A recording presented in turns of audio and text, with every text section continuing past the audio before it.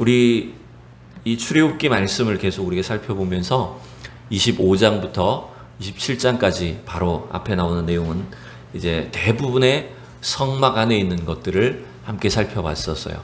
성막의 울타리부터 해서 성막들에 있는 것들과 그리고 그 성소, 지성소 안에 있는 것들을 대략적으로 거의 다 대부분을 함께 살펴봤는데, 한번 복습을 통해서 한번 다시 기억을 해볼까요? 이 성막 안에 있던 것들이 어떤 것들이 있는지. 일단 이렇게 울타리로 쳐져 있는 이 성막 안에 이제 가장 먼저 들어가게 되면 나타나는 기구가 여러분 뭐가 있죠? 지금 제사장들이 짐승을 가지고 뭘 하고 있을까요? 네? 그렇죠. 이게 용어가 잘 생각이 안 나서 대부분 아는데 단어가 생각이 안 나서 그런 거죠. 그죠? 가장 먼저 나오는 게 지금 번제단이 있는 거죠.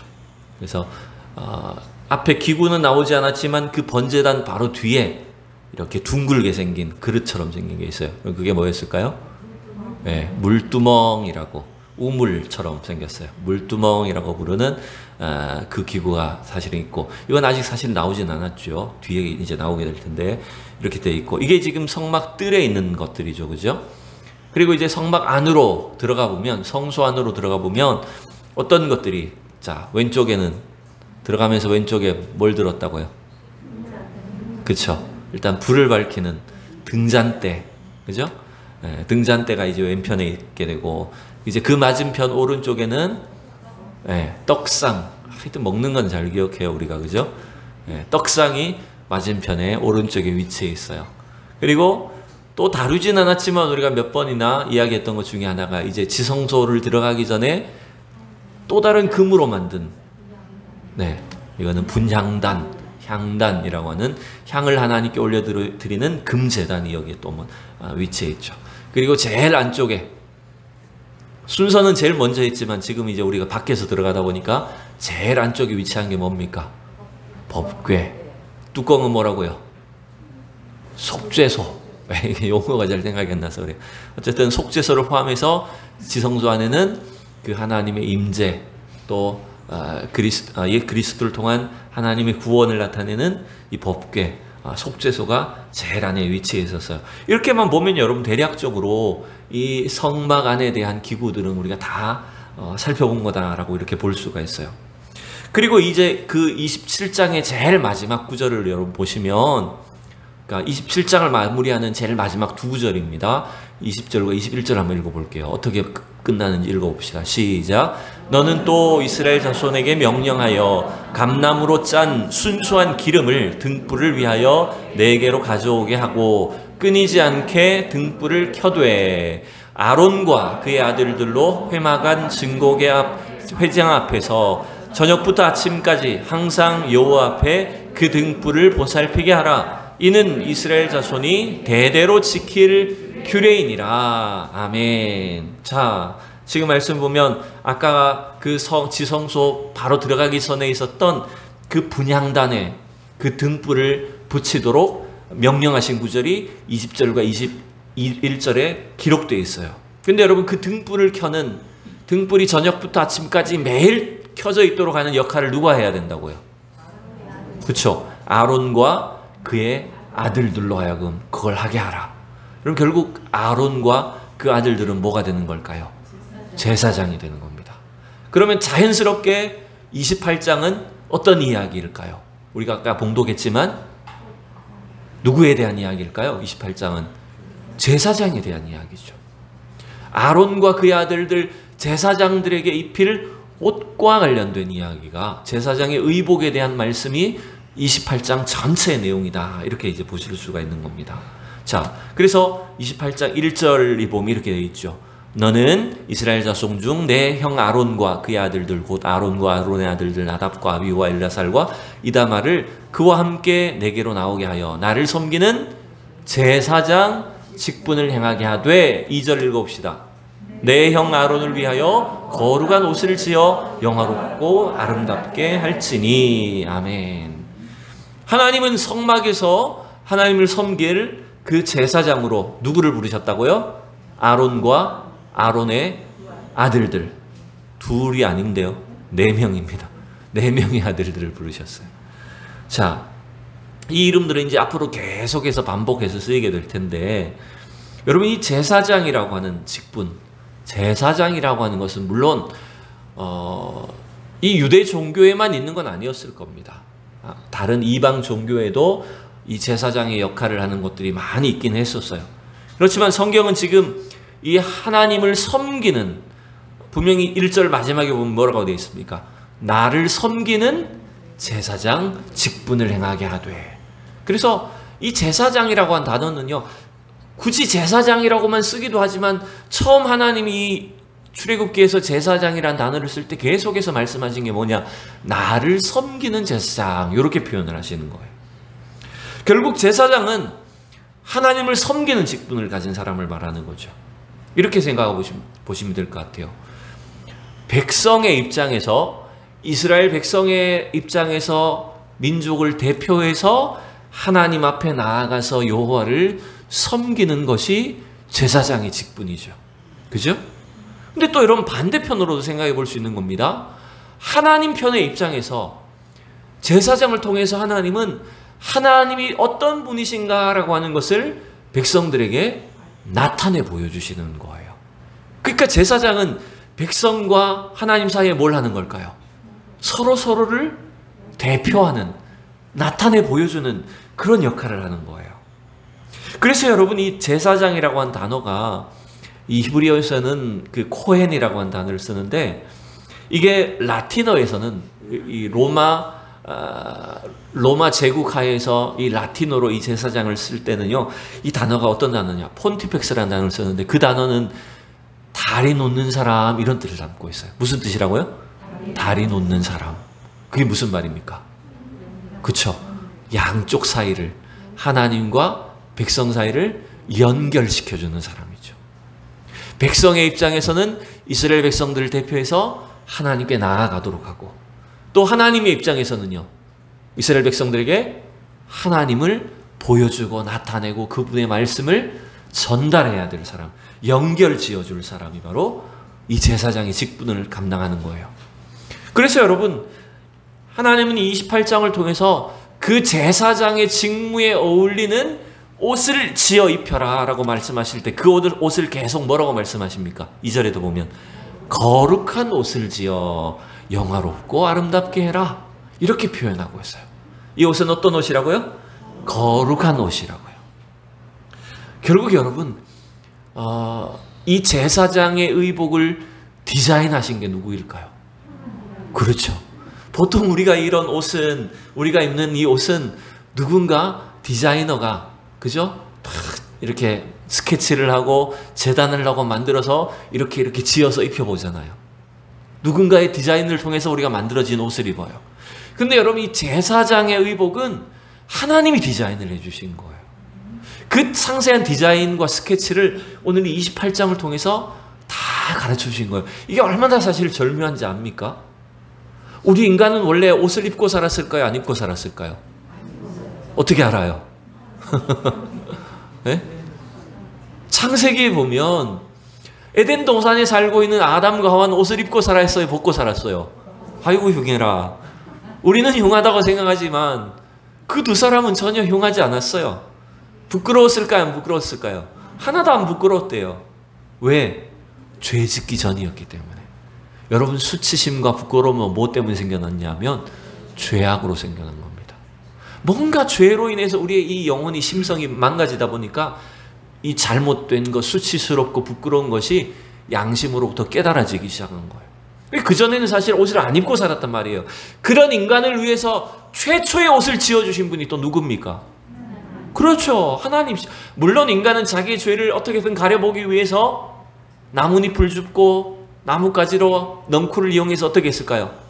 옷을 지어 만들었지만 그 옷은 어떻습니까? 금세 말라버렸어요. 부스러졌어요. 제대로 된 옷이 아니었다는 거죠.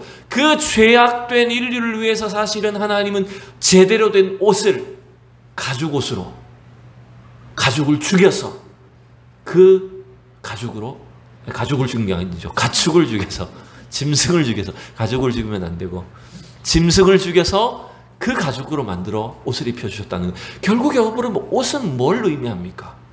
옷은 우리의 죄를 덮어주고 가려주는 거예요. 그 옷은 하나님이 우리의 인간의 죄를 이런 식으로 해결하시겠다라고 하는 것을 미리 보여주시는 그런 구조였다는 거죠. 그러니까 여러분, 인류 최초의 디자이너도 누굽니까? 하나님이세요. 그 하나님이 이 거룩한 제사장의 옷도 직접 디자인해 주심으로 인해서 이 제사장의 의복이 단순히 막 이렇게 높은 사람 신분이 저렇게 거룩하고 높은 제사장의 위엄을 드러내는 용도가 아니라 결국 그 제사장의 의복 또한 뭘 의미하는 걸까요? 장차 우리 인간의 죄를 어떻게 하는 걸까요? 덮어주고 가려주기 위한 구원의 그림자로 이 제사장의 옷을 디자인해 주셨다는 거예요. 여러분 믿습니까? 여러분, 그래서 이 옷을 많이 보면 우리가 성전도 마찬가지예요. 성막도 마찬가지고 이 제사장의 의복도 전부 다 예수 그리스도를 통한 구원을 미리 보여주는 그림들이라는 거예요. 그 관점에서 우리가 이 말씀들을 함께 살펴볼 필요가 있습니다. 여러분 믿습니까? 자, 우리 이제 4절 말씀을 또 한번 읽어봅시다. 4절 시작. 그들이 지을 옷은 이러하니 곧 흉패와 에봇과 겉옷과 반포 속옷과 관과 띠라. 그들이 내 형 아론과 그 아들들을 위하여 거룩한 옷을 지어 아론이 내게 제사장 직분을 행하게 하라. 아멘. 지금 이 뒤에 부분의 단어는 계속 반복되는 겁니다. 아론과 그 아들들을 위해서 거룩한 옷을 지어 아론이 내게 제사장 직분을 행하게 하라. 그러면서 하나님은 4절에서 제사장의 의복을 쭉 차례대로 설명해 주셨어요. 그죠? 흉패와 에봇과 겉옷과 반포 속옷과 관과 띠. 자, 이 의복을 이제 그림으로 함께 살펴보면 이런 그림이에요. 자, 그런데 여러분 보시기에 왼쪽에 있는 주로 흰색으로 된 옷을 입은 사람은 누구일까요? 이건 누구일까요? 왼쪽에 흰색 옷만 입은 사람은 제사장이에요. 제사장. 그러니까 제사장의 기본 복장이 왼쪽이고요. 여러분 보시기에 왼쪽이고, 오른쪽에 좀 더 뭔가 수가 놓여져 있고 화려하게 뭐가 장식된 것처럼 보이는 사람, 모자도 약간씩 다르죠? 오른쪽에 있는 앞뒤로 되어 있는 두 사람은 뭘까요?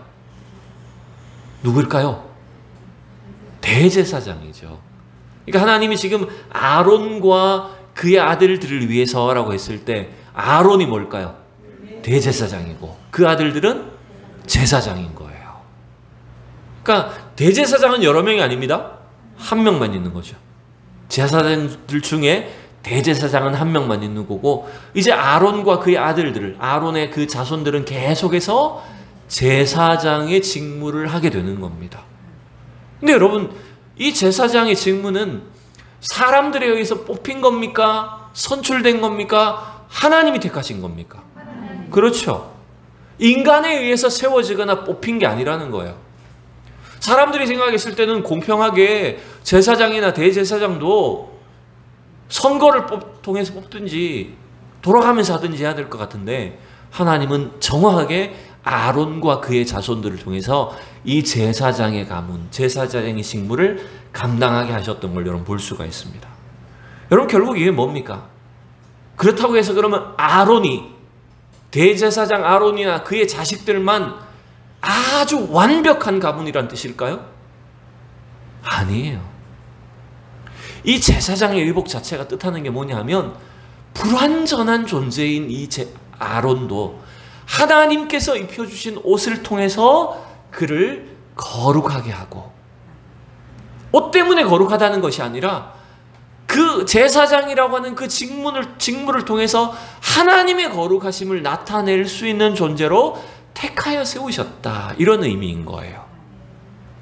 여러분 결국 이게 뭘 의미할까요? 성경은 우리에게 예수 그리스도 통해서 구원받은 신약시대 우리 성도를 뭐라고 부를까요? 따라합시다. 왕같은 제사장. 네. 이따가 살펴보겠지만 우리는 그리스도 안에서 왕같은 제사장으로 부름받은 거예요. 결국 우리는 어떤 존재입니까? 우리가 완벽한 사람이란 말일까요? 아니에요. 불완전한 존재임에도 불구하고 우리에게 예수 그리스도의 그 보혈의 그 옷을 입혀주셔서 이 세상의 제사장의 역할을 하도록 불러주셨다는 거예요. 그럼 우리는 뭘 해야 될까요? 제사장들로서 이 아론처럼, 아론의 자식들처럼 하나님의 그 거룩하심을 어떻게 해야 됩니까? 나타내 보여주어야 된다는 거예요. 그걸 가르쳐주는 말씀입니다. 자, 이제 이 제사장의 의복을 한번 차례대로 또 함께 살펴볼게요. 이게 사실은 요 세부적인 의복들을 다 일일이 보기에는 시간도 촉박해요. 그래서 간단하게 그림들로 중심으로 살펴보면 하나님은 항상 우리와 생각하는 것과 좀 반대로 설명하세요. 우리는 건물도 마찬가지였잖아요. 우리는 건물도 우리가 생각할 때는 건물을 바깥부터 안으로 생각해야 돼. 그게 우리가 좀 상식적인데 하나님은 안쪽에서 밖으로 설명하셨잖아요. 또 옷은 또 반대입니다.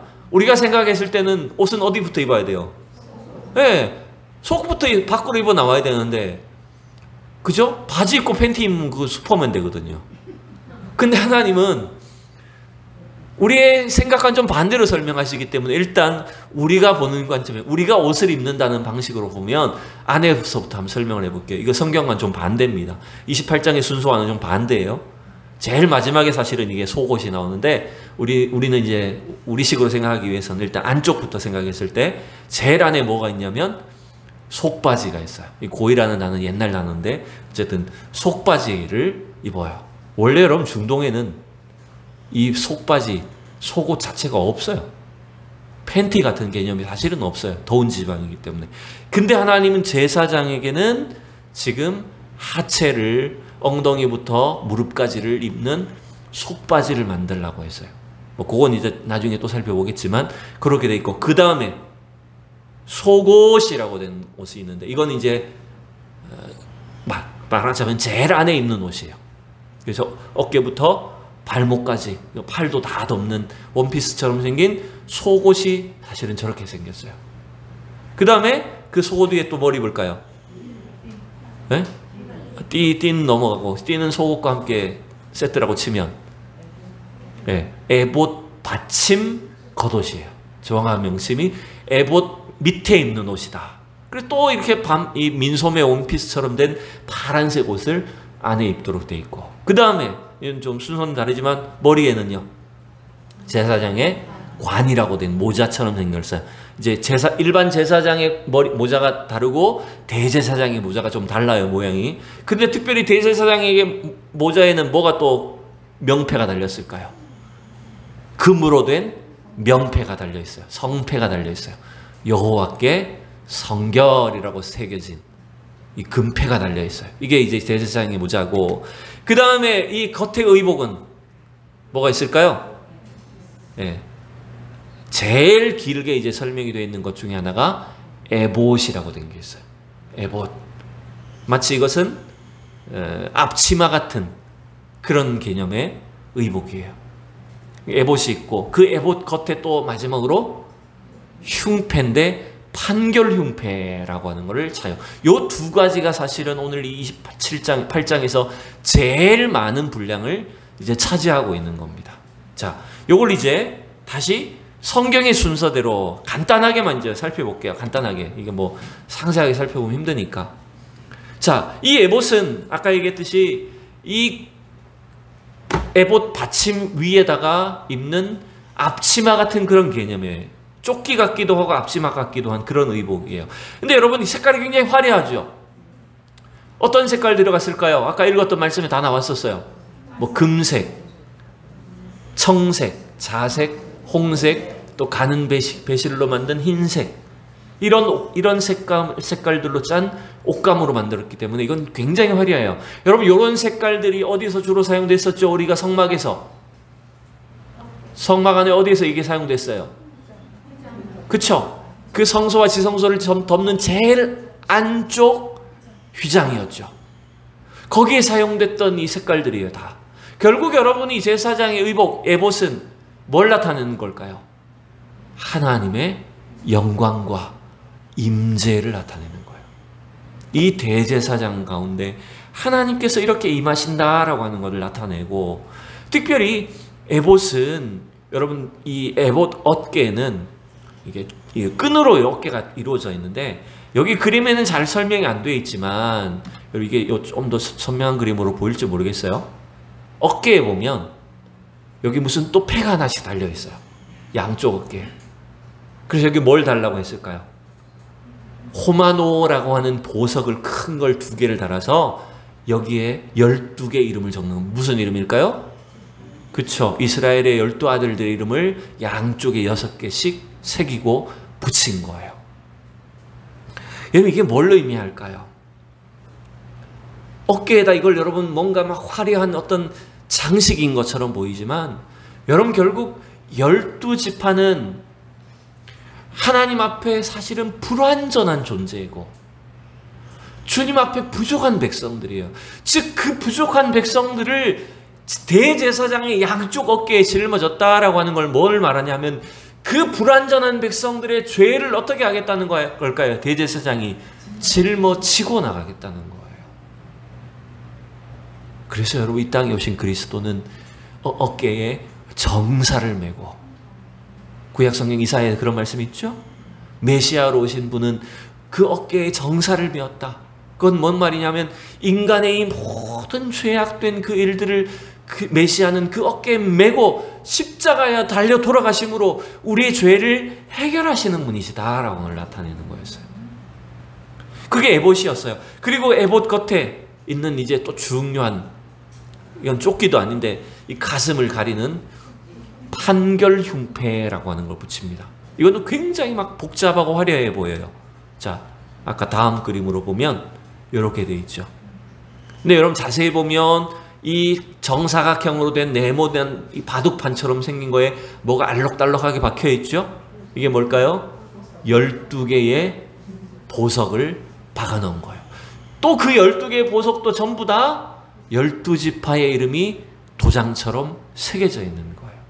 그게 흉패인데, 왜 또 판결 흉패냐 하면, 이 흉패 안쪽에 또 주머니가 있습니다. 지금 겉모습만 우리는 그림으로 보지만 이 흉패 안쪽에는 또 양쪽에 2개의 큰 주머니가 달려 있어요. 쌈짓돈 아니고 뭘 넣을까요? 양쪽 주머니에다가. 우리가 안 읽어서 모르죠. 들어보셨을 거예요. 따라해 봅시다. 우림과 둠밈. 들어봤죠? 네. 그 우림과 둠밈이라고 하는, 아마 이게 돌인지 보석인지 뭔지 모르지만 2개의 아마 그 돌로 된 둥근 물건들을 이 흉패 안쪽에다 넣은 거예요. 그게 뭘 하는 역할이냐? 우림과 둠밈은 대제사장이 하나님의 뜻을 구할 때 사용하는 물건이었어요. 하나님의 말씀이 뭔가라고 하는 것, 즉 12개의 보석으로 상징되는 이스라엘 지파들을 위한 하나님의 뜻이 뭔가를 대제사장을 통해서 하나님이 전달하시도록 하기 위해서 우림과 둠밈을 이 속에 넣어가지고 있는 거예요. 그래서 그게 판결흉패인 거예요. 하나님의 뜻을 판단하는, 판결하는. 그래서 여러분 결국 이스라엘은 12지파는 하나님의 뜻을 분명히 깨닫고 그 말씀을 통해서 순종해야 하는 존재다라고 하는 것을 이 판결 흉패를 통해서 알려주시는 거예요. 이게 제일 많은 부분을 차지합니다. 대제사장의 의복 중에. 자, 그 다음에는 이제 간단하게 보면 아까 그 에봇 속에 입었던 옷이 있었죠, 그죠? 에봇 받침 겉옷이라고 하는 파란색으로 된 그 옷이 있고, 특별히 근데 그 옷에는 하단에, 여러분 이게 중요해요. 하단에 보면 이렇게 수가 놓아져 있고요. 특별히 거기 뭐가 달려 있을까요? 금방울들이 달려 있어요. 네. 금방울들이 이렇게 일정한 간격으로 쭉 수가 놓여져 있으면서 장식이 되어 있는데, 그 방울들이 무슨 역할을 하는 걸까요, 여러분? 대제사장이 성소 안에 들어갔을 때, 그쵸? 대제사장이 움직이는 그 딸랑딸랑 소리를 따라서 아, 살아있구나, 이걸 판단을 하는 거예요.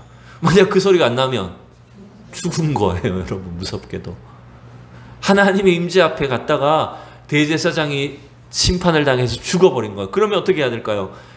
항상 들어갈 때는 끈을 메고 들어가거든요.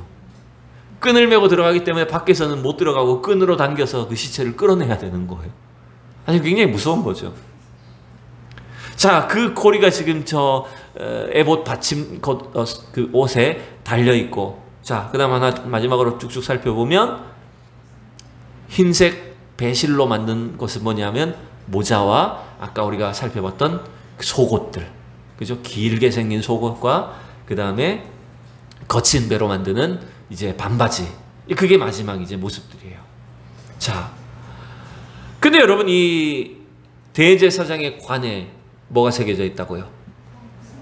네, 성패. 뭐라고 써져 있다고요? 네? 여호와께 뭐요? 듣긴 들었는데 또 잊어버렸죠. 여호와께 성결. 네. 그러니까 그 여호와 앞에 거룩한 존재로 구별되어 하나님께 나아가게 되었다. 이걸 이제 의미하는 거예요. 여러분 결국 우리 그리스도인은 이 대제사장, 제사장과 대제사장의 이 의복들을 통해서 우리가 좀 결론적으로 말씀을 정리를 할 필요가 있는데, 이 대제사장의 의복들은 결국 누가 주신 겁니까? 하나님이 주신 거예요. 그죠? 하나님이 디자인해 주신 거예요. 결국 이게 뭘 의미할까요? 우리 인간의 노력과 헌신으로 우리가 거룩해져서 하나님을 섬길 수 있다는 게 아니라 하나님이 우리를 거룩하게 해주셔서, 우리는 부족하지만 날마다 그 하나님의 임재를 통해서 주님의 거룩과 영광을 이스라엘 백성들에게 나타내 보여주신다는 걸 말하는 거예요. 결국 여러분 이 대제사장의 의복은 하나님이 디자인해 주셨기 때문에 하나님의 마음이 어떠한가라고 하는 걸 알려주시는 겁니다. 모세를 통해서 아론을 대제사장으로 세우셨어요. 여러분 이건 아까 서두에도 말씀드렸지만 장차 오실 메시아가 인류를 위한 완전한 대제사장으로 세워질 것을 나타내는 그림이에요. 구약의 대제사장은 불완전한 존재였어요. 그렇기 때문에 이러한 최대한 하나님이 입혀주시는 거룩한 의복을 머리부터 발끝까지 걸칠 수밖에 없었어요. 그런데 여러분 우리 인류의 대제사장으로 오신 예수님은 어떤 옷을 입으셨을까요? 구약의 대제사장은 아까 그림처럼 그렇게 막 화려한 의복을 입어야만 겨우 하나님의 영광과 거룩을 나타낼 수 있는 존재였다는 거예요. 죄인이었기 때문에. 근데 신약시대의 대제사장으로 오신 예수님은 이 대제사장의 옷을 입을 필요가 있으셨나요? 없으셨나요? 없으셨어요. 왜 그렇죠? 그분은 이 옷이 필요 없는 죄인이 아니시기 때문에. 그렇기 때문에 여러분 예수님은 완전한 대제사장으로 오신 거예요. 우리 지난주에 봤던 말씀 또 한 번 보면 히브리서 9장에서 뭐라고 얘기했어요? 그리스도께서는 장래 좋은 일에 대제사장으로 오셨다 그랬잖아요. 지난주에 설명했죠? 하나님께 온전한 제사가, 합당한 제사가 드려지기 위해서는 세 가지 조건이 충족돼야 한다 그랬어요. 뭐가 충족돼야 돼요? 첫 번째, 누가 필요해요?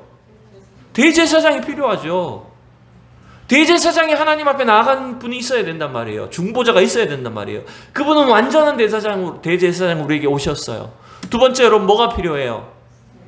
제물이 필요한데 범죄한 인간은 자기의 죄를 따라 계속해서 염소와 송아지와 비둘기라도 각종 제물을 가지고 하나님 앞에 나가야 됐지만, 완전한 대제사장이시면서 예수님은 자기가 뭐가 되셨어요? 제물이 되셨어요.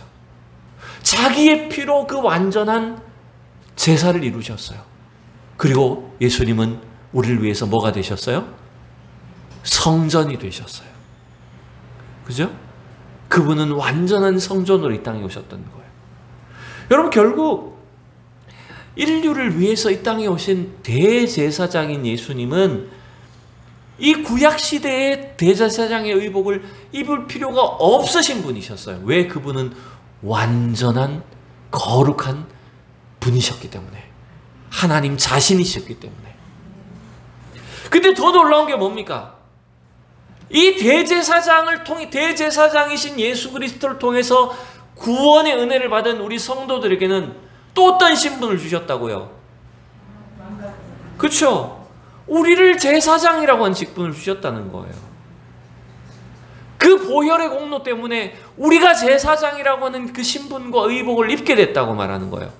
자, 그 성경이 뭐냐 하면 베드로 전서 2장 9절이에요. 같이 읽어보겠습니다. 시작. 그러나 너희는 택하신 족속이요 왕 같은 제사장들이요 거룩한 나라요 그의 소유가 된 백성이니 이는 너희를 어두운 데서 불러내어 그의 기이한 빛에 들어가게 하신 이의 아름다운 덕을 선포하게 하려 하심이라. 아멘. 여러분, 아까 아론과 그의 아들들도 그 가문이 무슨 훌륭하고 혈통이 좋아서 대제사장이 된 겁니까? 제사장 가문이 된 겁니까? 아니에요. 하나님이 그를 택하여 주셨기 때문이에요. 우리가 하나님께 구원받고 예수 그리스도를 통해 구원받고 이 세상 속에 이 시대의 제사장으로 부름받은 것은 우리가 무슨 대단한 집안이고 대단한 출신이 아니어서 그런 게 아니라는 거예요. 하나님 우리를 어떻게 해주셨다는 걸까요? 택해 주셨다는 거예요. 그리스도 안에서 우리를 선택해 주셨어요. 그래서 우리를 제사장의 직분을 주신 거예요. 그럼 결국 뭘 하라는 겁니까? 베드로전서 2장 9절 말씀처럼 제사장으로 쓰면 뭘 해야 됩니까? 마지막 9절만 보면 그의 기이한 빛에 들어가게 하신 아름다운 덕을 선포하라는 거예요. 제사장의 의복만을 보고도 이스라엘 백성들은 하나님의 그 거룩하심을 간접적으로 체험하고 느끼게 했던 것처럼 이 악하고 어두운 세대 속에 하나님이 불러주신 제사장적 직분을 받은 우리 성도들을 통해서 하나님을 알지 못하는 사람들이 어떻게 하라고요? 하나님의 그 아름다운 덕을, 빛을 드러내도록, 경험하도록 만들어라는 거예요. 그게 제사장으로 부름받은 우리 성도들이 해야 될 일이라는 겁니다. 그래서 우리는 말과 행실과 우리 삶이 어떻게 돼야 되는 걸까요? 자꾸만 그 하나님의 아름다우심을, 주님의 거룩하심을 조금이라도 드러낼 수 있도록 해야 되는 거예요. 자, 그럼 조금 더 나아가서 이 세대의 제사장으로 부름받은 우리는 무슨 옷을 입어야 될까요? 아무 죄가 없으신 분이시기 때문에 예수님은 구약시대와 같은 대제사장의 의복을 입을 필요가 없으셨어요. 그럼 우리는 무슨 옷을 입어야 되죠? 우리가 신약시대의 제사장이라고 했잖아요. 무슨 옷을 입어야 됩니까? 흰 옷 입으면 될까요? 네? 무슨 옷을 입고 살아야 될까요? 네, 거룩한 옷인데 그 거룩한 옷을 뭐라고 성경은 말하는지 살펴볼게요. 갈라디아서 이제 3장 26절 7절이에요. 같이 읽읍시다. 너희가 다 믿음으로 말미암아 그리스도 예수 안에서 하나님의 아들이 되었으니 누구든지 그리스도와 합하기 위하여 세례를 받은 자는 그리스도로 옷 입었느니라. 아멘. 무슨 옷을 입어야 되는지가 아니라 이미 무슨 옷을 입었다고요? 그리스도로 옷 입었다라고 말합니다. 결국 제사장으로 부름받은 우리는 무슨 옷을 입은 제사장이 된 걸까요? 그리스도라고 하는 옷을 입은 제사장인 거예요. 우리 성도들은 가는 곳마다 저분은 주님을 닮은 그리스도를 닮은 사람이야 라고 하는 것들을 느껴지도록 하는 그리스도로 옷 입은 사람들로 살아가는 겁니다. 여러분 믿습니까? 근데 목사님 그럼 그리스도로 옷 입은 건 또 뭡니까? 네? 껍데기에 무슨 가면을 써야 됩니까?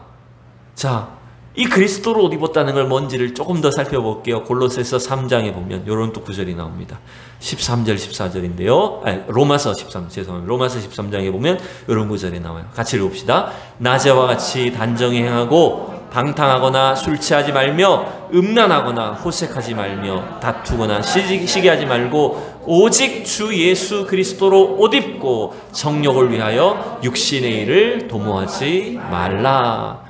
자, 여기서 보니까 그리스도로 옷 입는 게 결국 뭘 말하는 겁니까? 무슨 옷을 벗는 걸까요? 어떤 옷들을 벗는 겁니까? 앞에 나오는 방탕, 술 취함, 음란, 호색, 정욕을 위한 것, 다투거나 시기하거나 우리의 육신의 이 정욕된 것들을 벗어버리는 게 여러분 그리스도로 옷 입는 거라고 말합니다. 놀랍게도 이 구절 때문에 어거스틴이 회개했어요. 성 어거스틴이 어느 날 로마서를 펴서 읽다가 이 구절에 하나님 앞에 한 방 맞았어요. 자기 속에 있는 이 죄악된 것들을 벗어던지고 그리스도로 옷 입어야 되는구나 라고 하는 것들을 깨닫고 하나님 앞에 회개했어요. 여러분, 우리가 그리스도로 옷 입는다는 건 과거의 육신의 것과 단절하는 겁니다. 그 옷들을 날마다 벗어버리는 거예요. 여러분, 옷은 이렇게 생각하시면 쉽습니다. 매일 우리가 더러워지면 옷을 어떻게 해야 돼요? 갈아입어야 되는 거예요. 똑같은 거예요. 우리가 날마다 넘어지고 잘못되고 여러 가지 또 죄의 연관을 맺었다가도 우리가 날마다 그 옷을 벗어 던지듯이 우리 허물을, 이 죄악된 것들을 벗어버리는 거. 또 그리스도로 새 옷을 입는 거예요, 여러분. 자, 마지막, 그래서 골로새서 3장에 보면 그리스도로 옷 입는 건 이런 것이다 라고 하는 걸 가르쳐줍니다. 마지막 12절 시작. 그러므로 너희는 하나님이 택하사 거룩하고 사랑받는 자처럼 긍휼과 자비와 겸손과 온유와 오래 참음을 옷 입고 라고 말했어요. 여기 나오는 긍휼과 자비와 겸손과 온유와 오래 참음, 뭐 이것만 있는 건 아니겠죠. 뒤에도 더 많이 있습니다. 결국 이것으로 옷 입는다는 건 뭔지 압니까? 이게 다 누구의 옷입니까? 예수님을 말하는 거예요. 예수 그리스도의 그 성품이 우리의 옷이 되도록 여러분 날마다 덧입으셔야 된다는 겁니다. 그게 바로 우리가 이 시대 속에 제사장으로 살아가는 길이에요. 네, 여러분, 이렇게 하면 안 됩니다. 가식적으로 입은 척하면 안 됩니다. 저도 사실 그렇기가 쉬워요. 내가 거룩한 척, 여기 나오는 것처럼 겸손한 척, 나는 이런 사람이야 라고 하는 척하는 것으로 여러분 내가 거룩한 게 아니에요. 우리의 이 속사람까지, 우리 눈에 보이지 않는 이 내면의 세계까지 예수 그리스도의 그 성품으로 날마다 옷을 입어야 된다는 겁니다. 이 일을 반복해야 됩니다. 여러분, 옷 갈아입기 귀찮다고 1년에 한 번씩만 갈아입을 수는 없잖아요. 그렇다고 해서 내가 난 새 옷 입었어 이렇게 할 수는 없는 거예요. 우리가 옷은 더러워질 때마다, 땀이 날 때마다 매일매일 갈아입는 것처럼 이 예수 그리스도를 통해서 우리 날마다 새로운 사람으로 살아가야 되는 겁니다. 그리할 때 하나님이 우리에게 맡겨주신 이 제사장적 직분을 저와 여러분들이 아름답게 감당하게 될 줄로 믿습니다.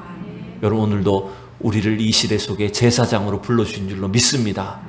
예수 그리스도로 날마다 옷 입기를 원합니다. 그래야 할 때 우리가 이 하나님의 거룩한 주님을 섬기는 제사장의 직분을 감당하고 주님 앞에 영광을 올려드릴 수 있는 온 성도들이 될 수 있을 줄로 믿습니다. 기도하겠습니다. 사랑의 하나님, 은혜를 감사합니다. 부족한 저희를 이 시대 속에 예수 그리스도의 보혈로 씻어주시고 우리의 모든 죄를 날마다 정결케 하시며 더 나아가 그리스도로 옷 입고 주님을 섬기며 하나님 많은 사람들을 주님께 인도할 제사장으로 불러주심을 감사합니다. 우리에게 주신 이 직분을 잘 감당하게 하여 주시옵소서. 날마다 옷을 갈아입듯이 그리스도로 옷 입게 하여 주시옵시고 주님을 닮아가게 하여 주시옵시고 하나님의 그 긍휼하심과 사랑과 은혜를 온 세상 가운데 나타낼 수 있는 모든 성도들이 되게 하여 주시옵소서. 감사드리며 예수 그리스도의 이름으로 기도하옵나이다. 아멘.